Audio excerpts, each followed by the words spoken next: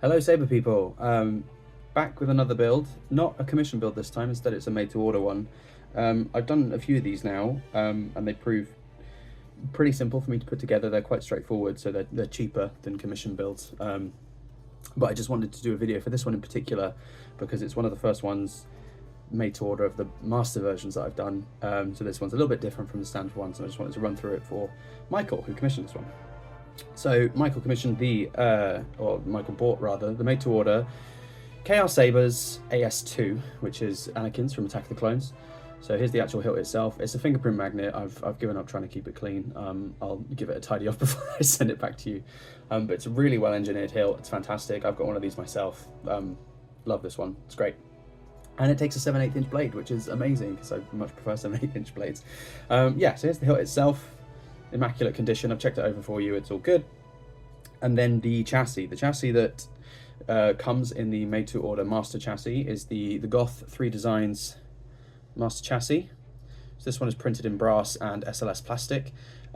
We had a bit of a nightmare with this one. When I ordered the parts after Michael placed the order, Shapeways went bust, which I don't think people were expecting. So it took a lot longer to get these parts than it would typically have taken. So thank you for your patience on that, Michael. As kind of an apology for how long it's taken, I've done some upgrades for you like we discussed. I swapped out the resin printed crystal for a real quartz crystal. I don't know if you can see that there, it's kind of having trouble focusing. But yeah, there's now a real quartz crystal cut to fit inside there. I've also set up some additional config features for you and thrown in some extra sound fonts that I wouldn't normally put on a made to order, just to kind of like smooth things over a bit. To their credit, Cal and Rick at Saber Armory and Goth 3 Designs respectively were very helpful with making sure that the parts got to us eventually, even though Shapeways no longer exists. I believe Rick got it printed through one of his other services that he's been testing out for a while, and yeah, the parts, the quality on them is really quite fantastic. I can't knock it. It's as good, if not better, than the Shapeways parts that I'm used to working with. So yeah, there you go. That's the chassis. I'll just run you through a few of the behaviors that I did that are different for this one. So it takes a battery, which is just included. It's a 18650 battery. For this one, the positive end is down the bottom, pointing towards the speaker. So negative end, which is the flat side, touches the spring side connector in the middle. Slide that battery in, just flip it around so that you don't see the label, and that's how it looks. And then you flick the kill switch, which is located here in the middle. If you'll excuse me. So this comes with a bunch of sound fonts, primarily the Anakin sound font. So the kyberphonic Tusken Terminator bundle comes with a bunch of them. Anakin Standard, Anakin Clan, and Anakin Tusken. So I've set all those up for you as well. There you go, you can maybe see the crystal a bit better now that it's kind of pulsing and vibrating. Pulsing and glowing. The accent lighting up here, look, you've got the blinkies, the reds and the greens. I usually set these up with the cave scene from Return of the Jedi, just because I like the blinking pattern. The crystal color will match the color of the sound font as well. There's some accent lighting down here by the board at the bottom. This color will be the same as the crystal, does what the crystal does. And then you've got this plasma gate in the middle, which has a few lights kind of running up it sequentially, and then down the bottom is like an engine light. So as the saber heats up, it'll get red, and then when you turn it off and it starts to cool down, it'll go through the color phases. The extra config stuff I did on this one for you, Michael, was set up an independent blade connector. So you've got in hilt and out of hilt, because a lot of the master chassis have so many blinky lights and so many extra things, including like this motor, all these blinkies in here. It can drain the battery quite quickly, so it's more effective if you can't see it to turn those off. And the way that works is when there is a blade connection made with the connector, all of the blinkies inside will shut off. Obviously apart from these two blinkies, because these are visible through the lenses on the hilt itself. So the blinkies inside will turn off, the ones down the bottom will turn off, the motor won't spin when it's in the hilt with a blade attached. So that's just kind of like save on battery life. And it also gives a nice result, I think, because otherwise sometimes when it's in the hilt and powered on, you can hear the motor whirring because it vibrates inside the hilt.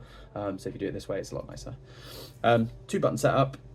Uses the FET263 button prop. This is powered by a Proffie 3.9, has all the Proffie features that you would want. It's got the track player set up for all the fonts that have tracks. You did specifically request some Anakin Return of the Sith. Return of the Sith? Yeah. Revenge of the Sith.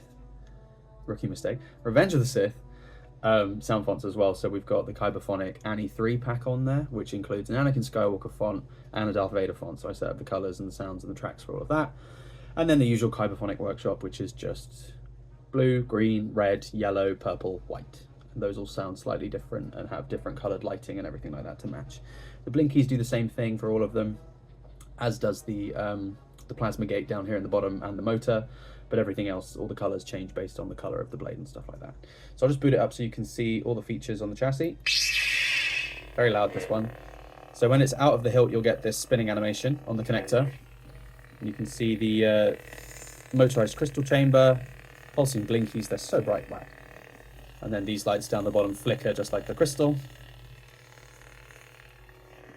There you go, and it does have gesture controls. So that's how it behaves outside of the hilt. I'll now pop it into the hilt, and I'll also just show you how to do that as well. So when you get your hands on the hilt, this entire front control box piece is removable. So just pop it off. It's magnetized in place with two big neodymium magnets, and these two plungers make contact with the buttons inside. Unscrew this lower cap, unscrew it all the way. When putting master chassis into hilts, I like to just turn them off, make sure that nothing shorts on the inside. It's unlikely, but you never know. This chassis is a little bit snug, so the way to get it in safely, check your buttons, line them up, and then just push it in nice and gently, and then you'll get to a point where you feel a little bit more resistance. It's as the plastic piece starts going into the thinner section, because the plastic piece is just ever so slightly too big. And then I like to just look at the buttonholes and make sure that I'm lined up with the flat side, which I am. I mean, it's all got to be in like a straight line going up the middle, so it's it should be pretty obvious. And then it doesn't take much force at all, just give it a gentle push. When you get to this last section and there's nothing really to grip onto, just push the edge of the speaker with your finger very gently. Don't touch the drum in the middle, because if you perforate the drum, you'll have no speaker. So just kind of gently slide it in that way, and then when you get to the end, I'm just going to push the very tip of it with my finger, just until it clicks up a bit. And then when it's most of the way in, you can push it the rest of the way using the end cap. So I'll just give it a gentle push and then start threading this in, and then as it threads, it will push it up further into the hilt. I was unable to get it to thread. Where is the thread? Come on. I might push it up a little bit further. Let's do that. Give it a gentle push. There you go, it moved up a little bit more. Am I turning this the right way? It's hard to tell. There we go. Screw it all the way in, nice and snug. And then if you look inside, you can actually see the buttons line up. It's kind of dark. Oh, I forgot to press the kill switch. Stupid. Unscrew that. I'll actually show you sliding it out now as well. To slide it out, you can gently push it with a finger. Try not to touch any of the pins, just push the edge of the chassis. Give it a gentle push until you've got something to grip onto down here, and then you can slide it out. Flip the kill switch. Obi-Wan's gonna kill me. Obi-Wan is going to kill you. Well, he gave it a good go. Slide it all the way back up inside. Gentle push on the lower section. And then screw the end cap on. And there we go. And you can tell we're lined up because we get the blinkies coming through the lenses. Then you can, only then can you pop this piece back on, because otherwise the plungers might interfere with the buttons and strip one of them, and then you'll be in trouble. So just slide it on, it clicks into place. And then with this one, the top button is your activation, the lower button is your auxiliary. So again, I don't know if you can hear it, but you get the kind of the mechanical whirring of the motor spinning away in there. This can be quite annoying. So I'll just show off the chassis detect quickly. When a blade, this one takes a 7/8 inch blade, like I said, make sure this thumb screw up here, the brass one, is unscrewed, because that's your blade retention. And slide this down inside. And when the blade makes contact, you'll hear that sound. And then you can tighten the thumb screw. And now the chassis is in hilt mode, which means it won't do any of the accent lighting, bar this one. The connector will turn off and instead route the LEDs up through the blade. Like that.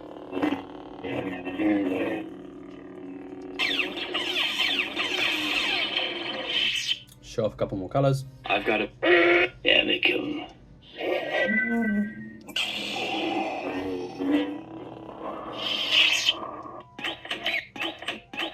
Red, purple,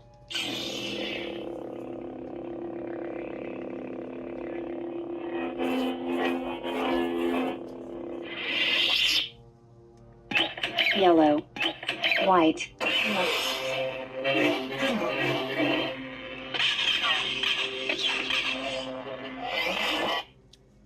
That's it. I won't go through all of the button features because Fet details them on his website and on the prop file as well, what the buttons do. It's a standard Fet 263 2-button setup. And that's about it. So this, Michael, is your made-to-order Goth 3 Designs Master Chassis KRsabers Knight AS2 hilt with a bunch of sound fonts. I've made your blade as well. Your 7/8 inch blade is ready to go, and this has been configured in the proffie settings to match the number of LEDs in that blade, so we should be ready to rock and roll.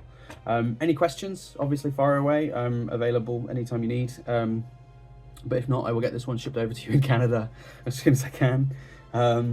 But yeah, I just wanted to give you a quick rundown because this one's a little bit more complicated than some of the other made to orders that I do.